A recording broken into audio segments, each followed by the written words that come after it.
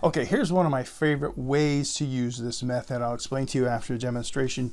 For this, you want to have more than one spectator. In fact, I like to do it with 3 or more. In this case, we'll pretend like we have 3 people we're doing this with. Or you get a room full of people, but have 3 spectators. And what we're going to do is we're going to take out the deck, and we can do our shuffling and cutting and all that kind of stuff. And so do your favorite mixing of the cards, talking to them about maybe something about mind reading and all the things that takes. And then what we're going to do is we're going to have them select 3 different cards. And notice what we're doing here. We mix up the cards and we say to them, go ahead and cut the deck wherever you want to, and we'll let them do that. Maybe not let another person cut the deck. Since we have 3 people here, why don't you do it? Because you're all going to cut to a different place. You also cut the deck somewhere. So now we don't know which cards are which, but we're going to have you do one final cut so you guys can take some cards.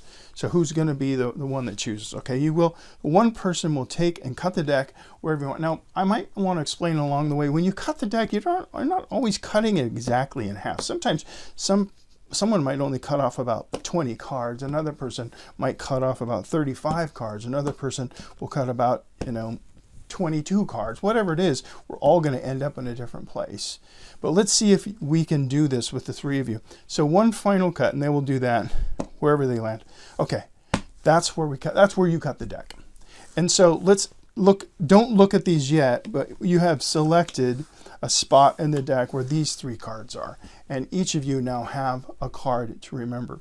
And just to make it fair, let's put the deck back inside the box, okay? We don't need the rest of the deck because this isn't really a card trick. This is a mind reading trick. In fact, I call it an ESP trick, really, is what it is, because I'm going to read your minds and in triple.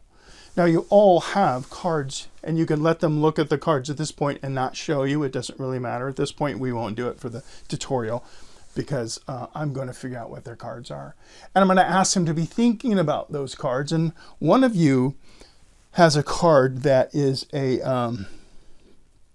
that's a spade, and which is, of course, a black card. And it's not necessarily a high card or a low card. It's kind of an in-between card. One of you is thinking and looking at the 8 of spades. That's what I'm picking up right now. I also think one of you has a court card, and I believe that court card is a jack. One of you is looking at a jack, but it's a red jack. I can't quite figure it out. Think about it a little bit more. It's either a jack, it's a jack of diamonds, I believe, is what you're looking at. Think about that, and you can play up on this however you want. And then one of you has really the highest card in the deck, which is the ace. It's not the ace of spades, but it's close. I think you have the ace of clubs. One of you's thinking of the ace of clubs. And let's see what they have. See if I was right. Yeah, sure enough, there's an 8 of spades. There was a jack of diamonds, and there was an ace of clubs. Now that's my favorite way to use the Si Stebbins stack. That's what this is. We're using the Si Stebbins, but I'm using, the reason why it's one of my favorites is because, I got to put these back in the right order here, is because we're using the other part of a Si Stebbins secret that I called a peek box. That's what this is, a peek box. I showed this in another video. This is a box that I've gimmicked with an X-Acto knife. I have a little window right there. That's why I start off the trick with the cards in the box, and that's why I finish up the tricks with the card in the box, because when a Si Stebbins stacked deck is in its box, all I have to do is look at that peek real quick, in this case 5 of hearts, and I know the order of the cards in the deck, basically. Okay, so let's run through it again. I've got the deck in the box. I take it out. We do all the mixing up we want to do. It doesn't matter. We're going to end up with them picking 3 cards off the top of the deck, however you want to get there. All I'm going to need to know is that bottom card. Now, what's amazing about this and why the peek box is so good is because the cards stay face down the whole time. That's why I do all that cutting. So we're not looking at any faces. Make sure we really cut the cards. You might cut them to a different position than this guy. You might cut them. Let's do it one more time. And we're never seeing any cards at all. They're always face down. And then they have freely cut wherever they want. It doesn't matter where they cut. We take off 3 cards. As long as I get the cards back inside the deck, again, I'm not looking at anything, right?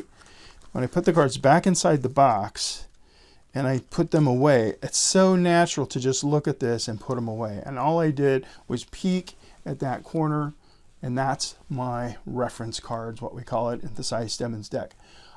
because I saw the Queen of Clubs on the bottom of the deck through the peak window, I can get rid of the deck completely and play up on whatever I want to do, because I know from Si Stebbins what card comes after the Queen of Clubs. It's going to be right here, and the one after that, and the one after that. And if you understand the Si Stebbins stack, then you know what I'm talking about. So the card after the Queen of Clubs is going to be a heart, because it's clubs, hearts, spades, diamond. It's going to be a 2. That makes it a 2 of hearts right there. The next one is going to be 3 more. That's how it works. That makes this a 5, and the card after hearts is a spade. So I'm going to know that card, and I'm going to know about their 8 of diamonds as well, which is right there. That's one of my favorite ways to use a Si Stebbins with that sneaky little peek box trick. I know I did another video I called X-ray vision or something like that. It's the same trick, basically, using that peek box. What's different about this is letting more than one person select a card. Believe it or not, it's way more powerful to have multiple people be thinking of cards. I don't think I'd do it with more than 5 people. And 3 is probably the minimum. 3, 4, or 5 people makes this very powerful, depending on who's in the room and how many.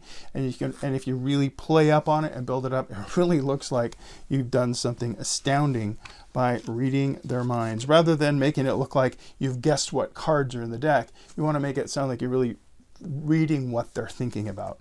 And that is a good way to do it. That's another Si Stebbins fun trick to do with that extra little secret called the peek box. So go have fun with that. Amaze your friends.